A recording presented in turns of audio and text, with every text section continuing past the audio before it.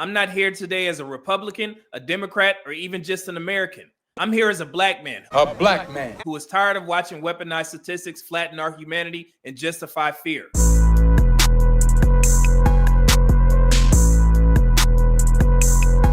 I'm not making this video to beg anyone to see black men and women as safe or to make you feel comfortable. I'm making this video so the facts are on the record. You can believe whatever you want about us, but what you can't do is hide behind junk statistics and fear scripts. And to the pundits who walk into black spaces with a pocket full of viral numbers and a camera, do your homework. Learn the difference between arrests and convictions, between solved and unsolved, between intraracial and interracial. If you won't, expect a response, expect receipts, expect your fatigue narrative to face a mirror. Because if cherry picking is your weapon, it cuts both ways. We're done debating propaganda. We're here to teach people how to read the numbers for themselves so they can stop being played, especially in the black community. I'll extend grace for ignorance if you simply haven't had time to look up the data. But once the receipts are on the table and you keep defending a falsehood, that's not ignorance anymore. That's a choice. Today, we're going to fact check a set of viral claims featured by Steven Crowder and echoed across social media. And we're going to teach you all how to read crime data so you never get hustled by them again. And let me say this as loudly as possible. One loss of life is too many. Nothing here minimizes harm. This is about how numbers are used to tell a dishonest story. Now, let's talk about where that 13%, 50% stat really comes from. The number, 13% of the population committing 50% of the murders, has been repeated so often that it feels factual. But the truth is simpler and more responsible. It is a misreading of law enforcement reporting tables. The figure comes from the FBI's uniform crime reports and supplemental homicide reports. Hello, my name is Tim Ferguson, Assistant Director of the FBI's Criminal Justice Information Services Division.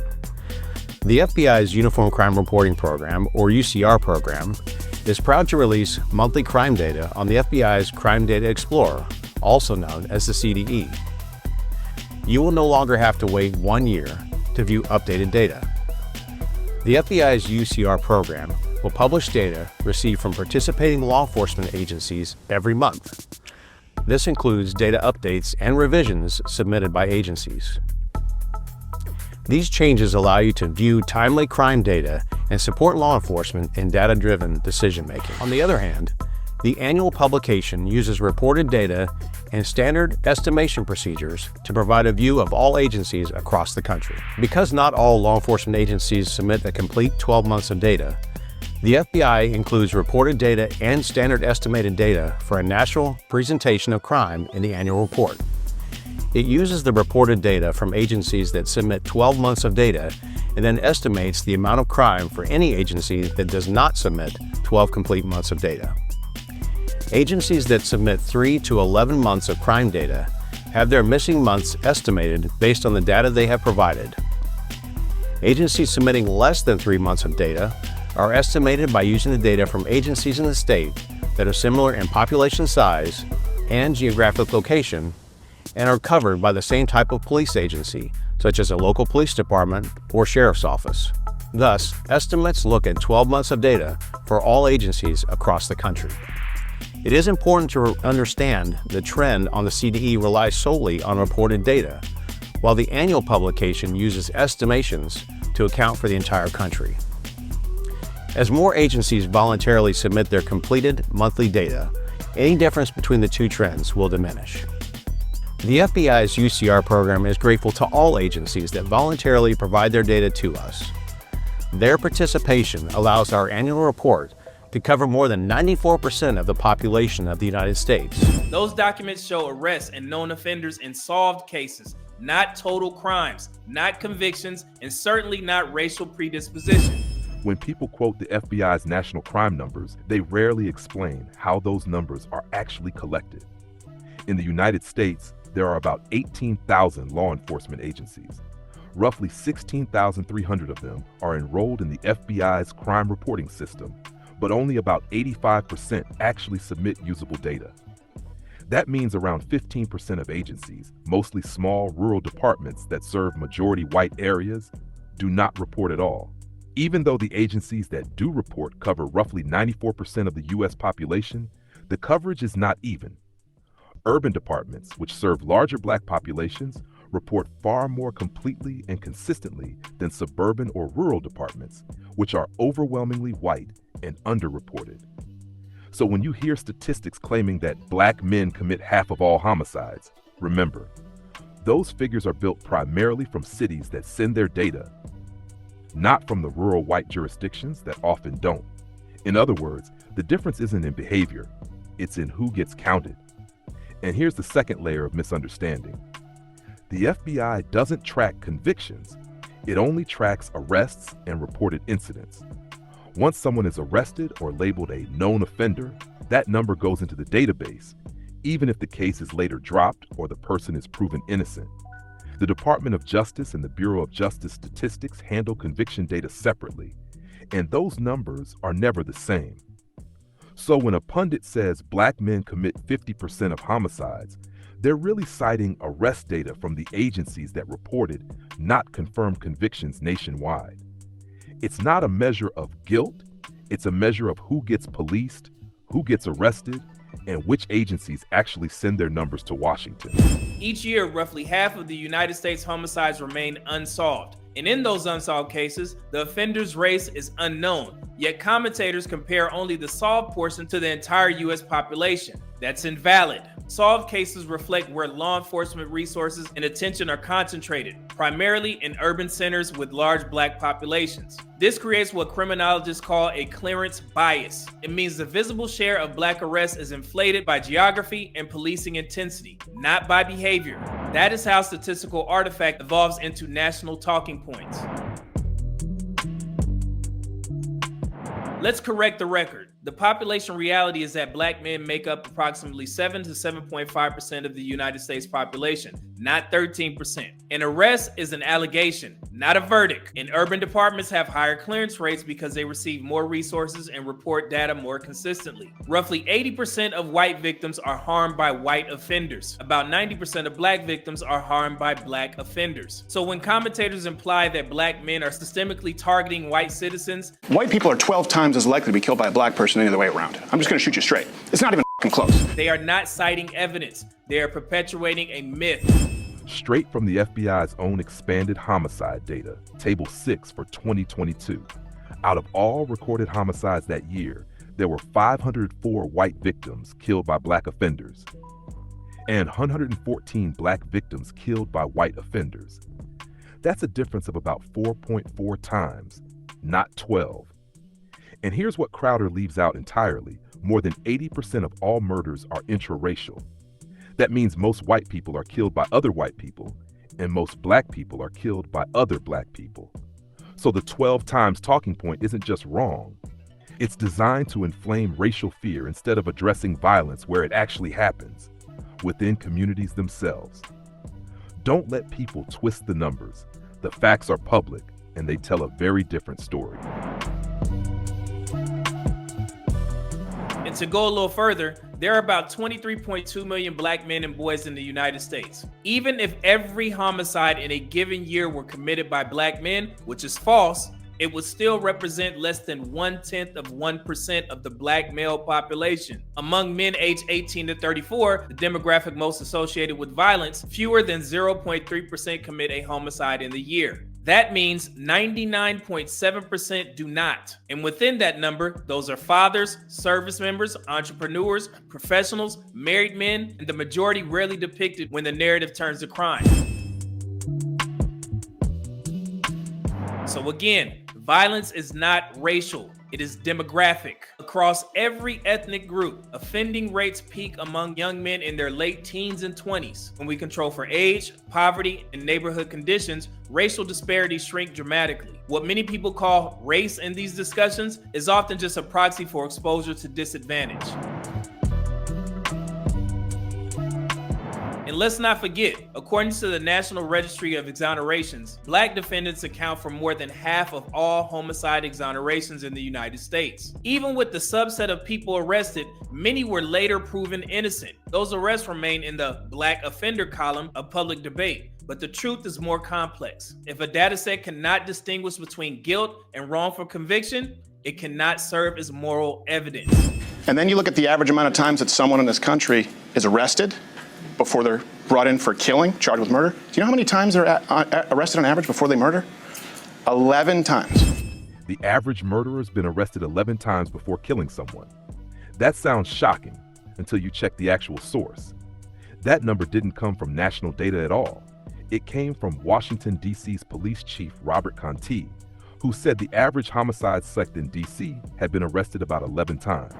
We need to keep violent people in jail. Right now, the average homicide suspect has been arrested 11 times prior to them committing a homicide. That is a problem. That is a problem. That's a local statistic, not a national one. The Bureau of Justice Statistics national data tells a different story. In its Recidivism 2012 update, the median number of prior arrests for all offenders was 9, and that includes every type of crime, not just murder. So when Crowder says the average murderer across America has 11 arrests, that's false. He took a city-level talking point and turned it into a national scare line. The truth? There's no federal data showing that number. Always check the source, because context changes everything. So if you find yourself asking, why does this myth persist? Because fear sells. Fear drives engagement, engagement drives profit, and profit sustains prejudice. If you convince a nation that one group is inherently dangerous and you can justify surveillance, over-policing, and discrimination as public safety, that is not data, it is deflection.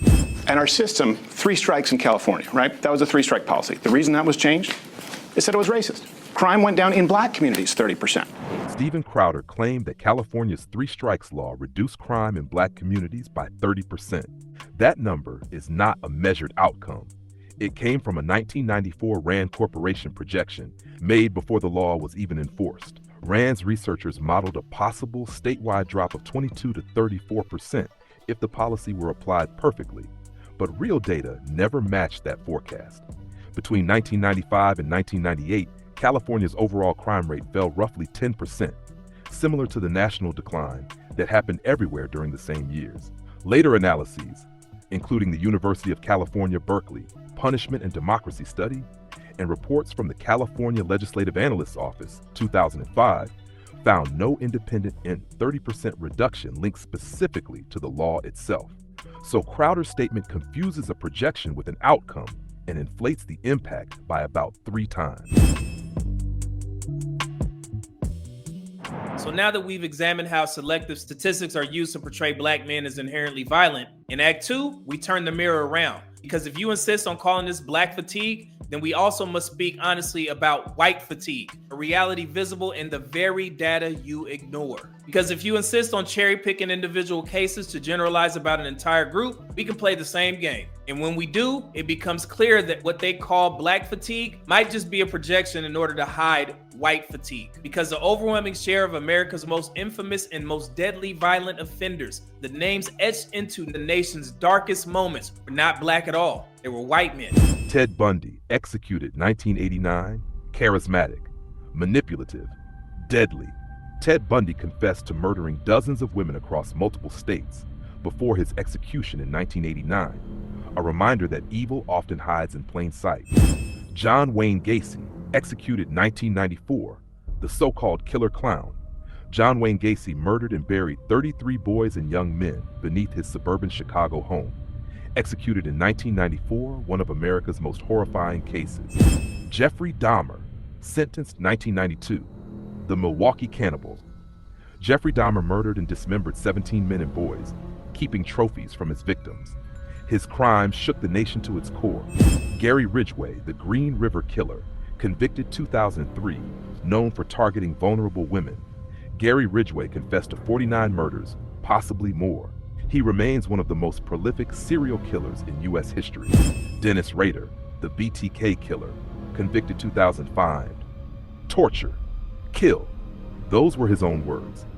Dennis Rader murdered 10 people over 3 decades while living a double life as a church leader and family man. Joseph DeAngelo, the Golden State Killer, convicted 2020, a former police officer who became a predator. Joseph DeAngelo was finally caught through DNA evidence and sentenced to life without parole for murders and assaults spanning decades. Richard Cottingham, the Torso Killer, Active from the 1970s through the 1980s, Richard Cottingham has been linked to numerous murders and continues confessing to more crimes even today. David Berkowitz, the son of Sam, sentenced 1978. He terrorized New York City. David Berkowitz killed 6 people and wounded several others, claiming he was following demonic commands. Edmund Kemper, the co-ed killer, 1973. Highly intelligent, deeply disturbed. Edmund Kemper murdered 10 people, including his own mother. He later turned himself in and described his crimes in chilling detail. Aileen Wuornos, executed 2002, one of the few female serial killers in American history. Aileen Wuornos killed 7 men in Florida and was executed in 2002. Her story became part of the same dark cultural narrative, proof that violence knows no gender. Let's begin with the type of violence that has truly shaped modern America's public fear, the mass shooting epidemic. Stephen Paddock, Las Vegas, 2017. From his hotel window overlooking the Route 91 Harvest Festival, Stephen Paddock opened fire on the crowd below, killing 60 people and injuring hundreds, the deadliest mass shooting in modern U.S. history. Adam Lanza, Newtown, Connecticut, 2012, at Sandy Hook Elementary School. Adam Lanza murdered 26 people, including 21st graders, one of America's most heartbreaking tragedies. Devin Kelly, Sutherland Springs, Texas, 2017. During a quiet Sunday church service, Devin Kelly opened fire, killing 26 worshipers before taking his own life. Nicholas Cruz, Parkland, Florida, 2018, at Marjorie Stoneman Douglas High School. Nicholas Cruz murdered 17 students and staff, shocking the nation and reigniting the gun reform debate. James Holmes, Aurora, Colorado, 2012, wearing tactical gear in a packed movie theater. James Holmes opened fire during a midnight premiere, killing 12 people and injuring 70 more. Robert Bowers, Pittsburgh, 2018, at the Tree of Life Synagogue. Robert Bowers carried out an anti-Semitic massacre, killing 11 Jewish worshipers during Saturday service. Patrick Crusius, El Paso, Texas, 2019, targeting Hispanic shoppers at a local Walmart. Patrick Crusius murdered 23 people in one of the deadliest hate crimes in U.S. history. Peyton Gendron, Buffalo, New York, 2022, in a live-streamed racist attack, Peyton Gendron killed 10 black shoppers at a Tops Market, all in the name of white supremacy. Dylan Roof, Charleston, South Carolina, 2015, sitting in a Bible study at Emmanuel AME Church. Dylan Roof murdered 9 black parishioners after praying with them. Robert Card, Lewiston, Maine, 2023. In 2 separate attacks across the city of Lewiston, Robert Card killed 18 people before dying by suicide after a massive manhunt. Connor Betts, Dayton, Ohio, 2019. Within just 32 seconds, Connor Betts killed 9 people and wounded dozens before being fatally shot by police. Ethan Crumbley, Oxford, Michigan, 2021. A 15-year-old who opened fire at his high school. Ethan Crumbley killed 4 students, and his parents were later convicted for their role in the tragedy. These events dominate national news cycles, traumatize entire communities, and drive policy debates. So if we apply Crowder's logic, if one individual's crime defined the character of an entire group, then this will be the story of white fatigue, starring white men. These 12 names alone could paint a picture of white America in crisis. But that would be dishonest, right? Because the crimes of individuals, no matter how horrific, never define a race. And yet, that is precisely what has been done to black men for generations. For decades, America's fascination with serial killers has been dominated by a very specific archetype: white, male, American. From documentaries to Netflix dramas, the image of the serial killer has always reflected that reality because the data supports it. If we use Crowder's same argument, the face of crime logic, these would be the faces of white male pathology. But that argument is absurd because criminality is not racial. It is situational, psychological, and behavioral. That is the exact point. How did that guy get out after 14 times? George Floyd 9 times. Do you read 11 times arrested as the average murderer? And you got Stephen Crowder correctly noted that George Floyd had 9 arrests between 1997 and 2007. That's verified in Houston court records and in a 2020 USA Today fact check. But citing a person's old record in a conversation about national crime rates or policing bias is a distraction, not data. Those arrests have nothing to do with how force was used during his encounter in 2020 and they tell us nothing about broader racial crime statistics. It's accurate biographically, but irrelevant analytically, a classic example of using one man's history to avoid discussing systemic patterns. Selective storytelling distorts the truth. If we extend the same selective logic to sexual offenses and crimes against minors, the trend remains the same. The most infamous and institutionally protected offenders in recent American history were overwhelmingly white and male.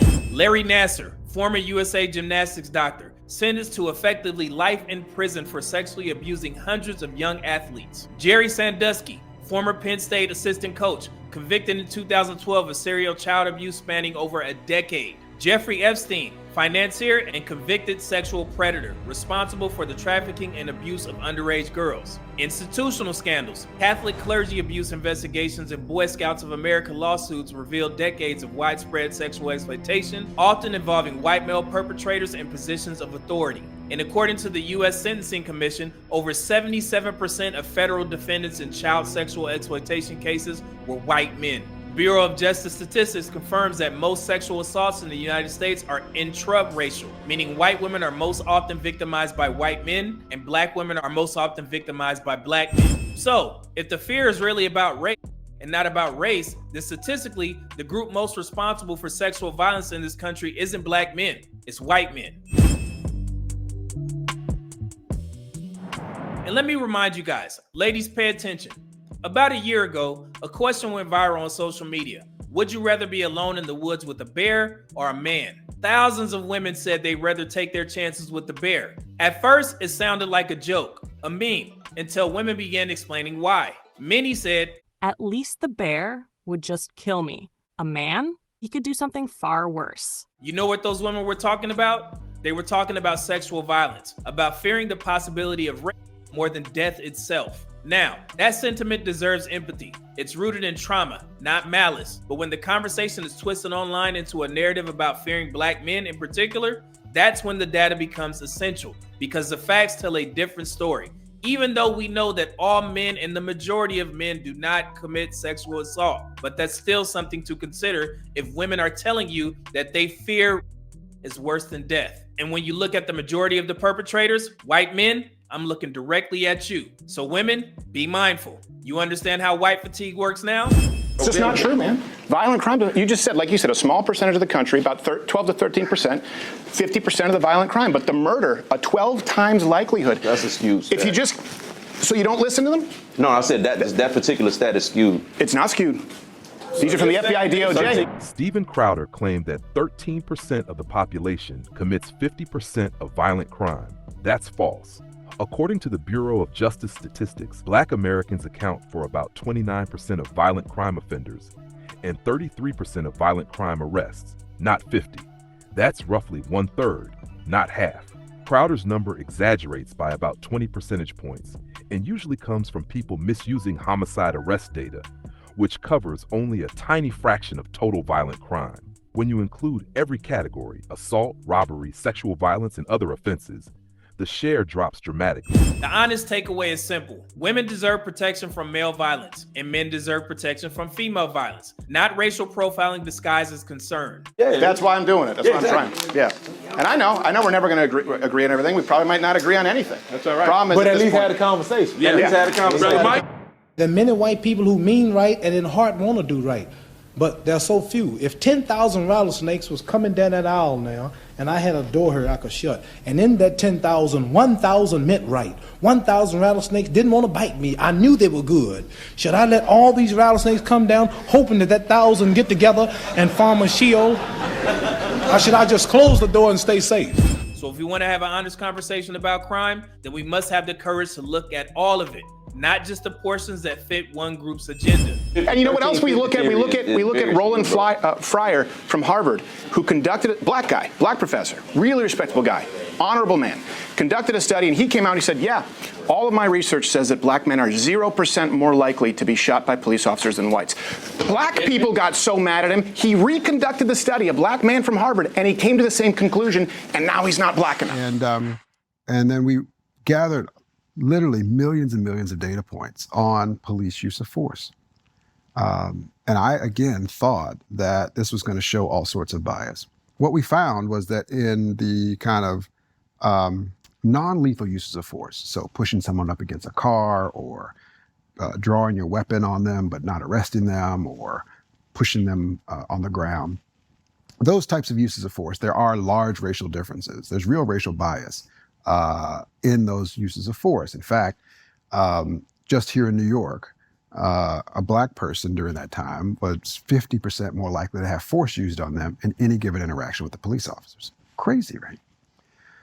That was lower level uses of force. But then we also collected data from 16 different cities across the US on lethal use of force, the kind of force used on Michael Brown and others. And that's what the protesting really was about. And in those uses of, in those situations, what we found was zero racial differences in police use of force. And that is the part that made people really, really upset, really angry. Lack of bias made people upset and angry. Yes, yeah. And in fact, one of the, I talked to a newspaper reporter before the paper was even public, and he says, I wouldn't write about this. The first part's obvious and the second part's wrong. What do you do about that? And so we released those results. And look, I'm skipping over a lot of stuff here. I mean, not only did we think we did a rigorous job in the actual analysis, but then we literally, when we got these very surprising results, hired new research assistants, had them do it all over again just to make sure that they were robust. He goes, look, I was as surprised as you. I was trying to find how much worse it is. My data showed me it's not. He reconducted the study an entire time. Now, he did come to the conclusion that an officer is 18 times more likely to be shot than a black man by an officer. This is a black liberal who studies statistics. At what point do you listen to him? Right, like I was a little worried about, not worried, but I wanted to be sensitive about putting results like this out into the world because they were also counter to my own beliefs. Steven Crowder claimed that police are 18 times more likely to be shot than to shoot a black man. That's false. Roland Fryer's 2016 Harvard study never found anything close to 18 times. That number doesn't appear anywhere in his paper. What Fryer actually did was analyze officer-involved shootings from just 10 jurisdictions, 3 Texas cities, 6 Florida counties, and Los Angeles County. That's 10 total out of roughly 18,000 law enforcement agencies in the United States, which means his data represent about 6/1000ths of 1% of all jurisdictions. Even if you only count municipal police departments, about 12,000 total, it's still less than 1/100th of a percent. So his findings come from less than 1/10 of 1% of U.S. jurisdictions. That's why many researchers and journalists clarify that Fryer's no racial bias in shootings result is not nationally representative. His data are highly localized, drawn from a handful of departments willing to share data, not from all 18,000 agencies nationwide. So when people quote Fryer to say there's no bias or repeat Crowder's 18 times claim, they're spreading a complete internet misquote based on a study that never claimed to represent the entire country. So again, let me go over the empirical facts. Black men comprise about 7% of the United States population, not 13%. Over 99% of black men will never commit a homicide. Most violent crime in America is intraracial. People are harmed by those they know and live near. Just need you to kind of and Steve, when I say this, it's not a challenge, but I got to ask you got to tell me these sources where you're getting this 12 times more likely a black man killing a white person. I got to know that, not because it's contradictory, but because I like to have facts. Give me the source. I'll give them to you. Yeah, when we do it, we always give a QR code where you can see all of them. These are coming from either the FBI or DOJ. You say that statement is a lie, and the proof comes directly from his own source. Under his video, Crowder links to an article titled Ben Shapiro, The Left's Favorite Lie, Widespread White on Black Violence, published in the Dispatch, April 21st, 2023. That article cites the 2019 FBI expanded homicide data, and that's the exact source Crowder is referencing. Now here's what that FBI data actually says. In 2019, there were 3,299 white murder victims, and 566, about 17%, were killed by black offenders.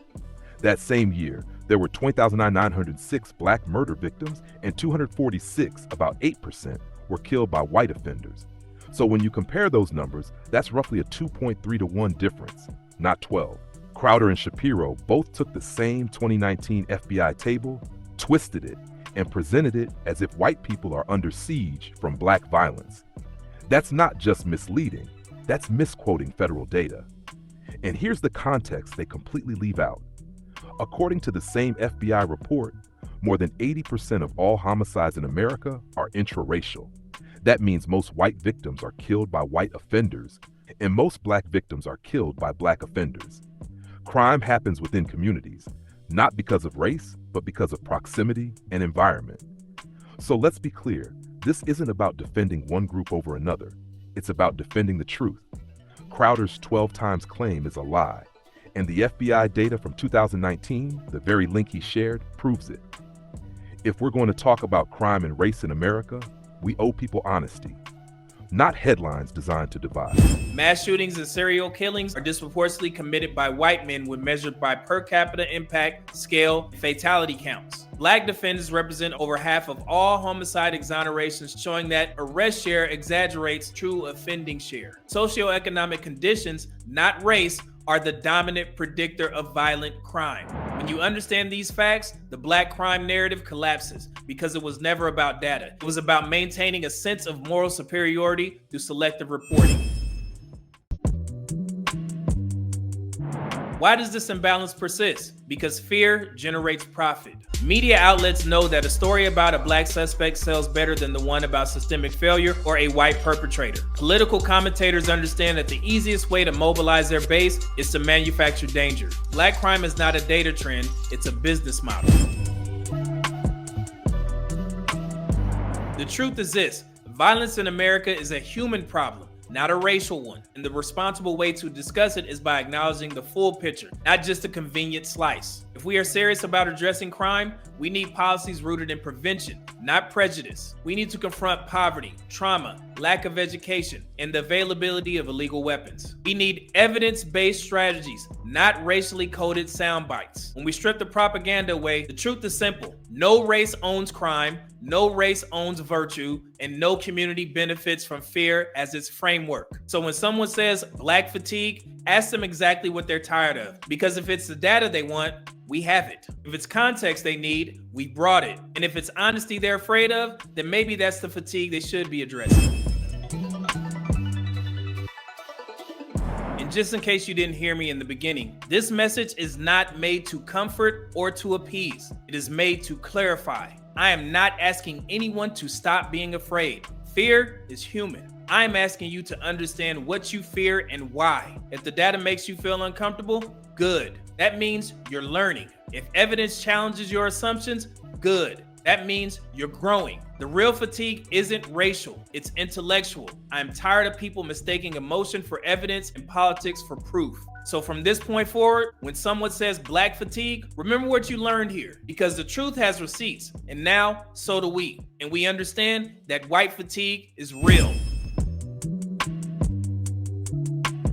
So now that I've dismantled the myths and exposed the selective storytelling, it's time to talk about what comes next. Because debunking misinformation isn't the destination. It's the starting line for something bigger: data literacy, social accountability, and public renewal. So if we want to have honest conversations about safety and justice, we need to start by teaching people how to read data. Because a number without a denominator is a weapon. A statistic without context is a headline waiting to be misused.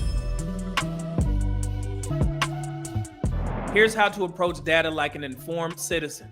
Know your source. Use the FBI's Crime Data Explorer, the Bureau of Justice Statistics, and peer-reviewed research, not social media screenshots. Understand the difference between arrests and convictions. An arrest is a moment. A conviction is a conclusion. They are not interchangeable. Account for unsolved cases. You can't build racial claims on incomplete data. Unknown offenders are a statistical void, and they're not neutral.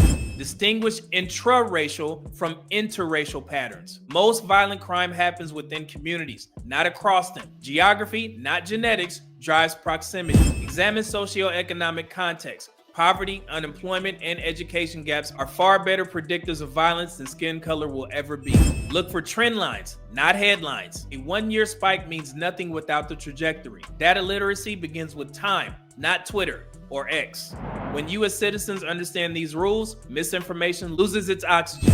We must rebuild how this nation talks about crime. Instead of assigning moral value to skin tone, we should be studying systems. Why are clearance rates so low in certain regions? Why do homicide investigations in rural counties, often majority white, lag far behind cities in closure? Why are resources distributed unevenly when human life carries the same value everywhere? The answer is not race, it's inequity. Until we confront that truth, we will continue mistaking symptoms for causes. And to the journalists, pundits, and creators, this part is simple. If you have a platform, you have a responsibility. Statistics are not props. They are human lives rendered into numbers. When you choose which stories to tell and which to ignore, you shape public perception. If your coverage reinforces fear rather than understanding, you are not reporting, you are recruiting. And to the audience who consume these stories, skepticism is not cynicism. Ask questions, demand sources, refuse to let outrage replace accuracy. Because democracy is not sustained by feelings, it is sustained by facts. Change doesn't start in the District of Columbia, it starts at the neighborhood level. Every community can take measurable steps to strengthen itself against the narratives that divide us. Education initiatives. Incorporate data literacy and critical thinking workshops in schools, libraries, and community centers. Public health partnerships. Treat violence prevention as health prevention. Address trauma, addiction, and mental health with the same urgency as policing. Economic empowerment. Support entrepreneurship, vocational training, and financial literacy programs that reduce poverty, which is the strongest social determinant of crime. Mentorship and media literacy. Pair young people with mentors who can help them navigate misinformation, stereotypes, and digital manipulation. And lastly, cross-community dialogue. Create spaces where diverse groups can discuss safety and reform grounded in evidence, not emotion. A well-informed public is the strongest defense against propaganda. Accountability must flow in all directions. Yes, individuals who commit crimes must face justice, but so should institutions that manipulate fear for profit. It means holding political influencers responsible when they distort public data for clout. Justice without accountability is theater. Truth without context is propaganda. Our job is to end both. Peace.